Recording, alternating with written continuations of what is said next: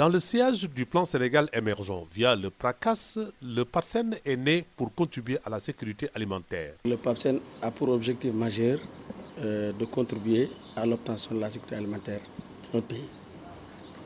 Pour ce faire, il se divise en deux composantes. Une composante sud qui couvre la région de Sédhiou, où l'accent est mis surtout sur la riziculture. Et pour faire 4000 hectares de riziculture dans la région de Sédhiou, il y a beaucoup de mesures majeures qui vont accompagner cette culture. Je parlerai peut-être de l'acquisition du matériel agricole. Je parlerai aussi de l'obtention des semences de qualité et en quantité suffisante. Je parlerai surtout de la mise en place des banques de céréales. Je parlerai aussi des pistes rurales pour désenclaver la région, parce qu'il ne suffit pas de produire, il suffit de produire et de pouvoir évacuer.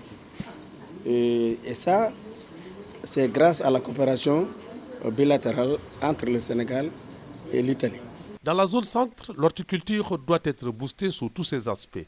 Et pour atteindre les objectifs au niveau de la production des semences, création de variétés, capacitation des hommes, le CEDRA de Bambey et le CDH cheminent ensemble.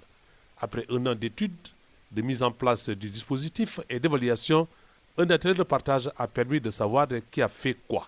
Le PAPSEN a aménagé un autre espace différent donc de la zone d'expérimentation du CNRA, donc où des cultures horticoles vont être développées exclusivement.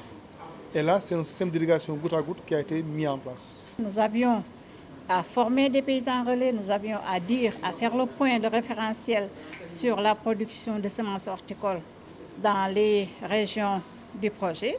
Je veux nommer Fatick, Diourbel et Bambey. Je veux dire Thiès, partie continentale.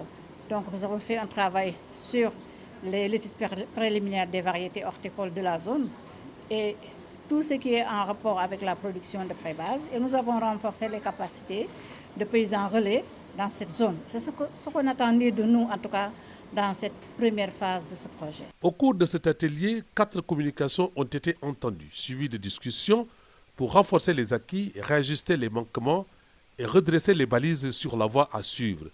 Il faut rappeler qu'au nom de la direction scientifique, Lamine Gaye a ouvert les travaux.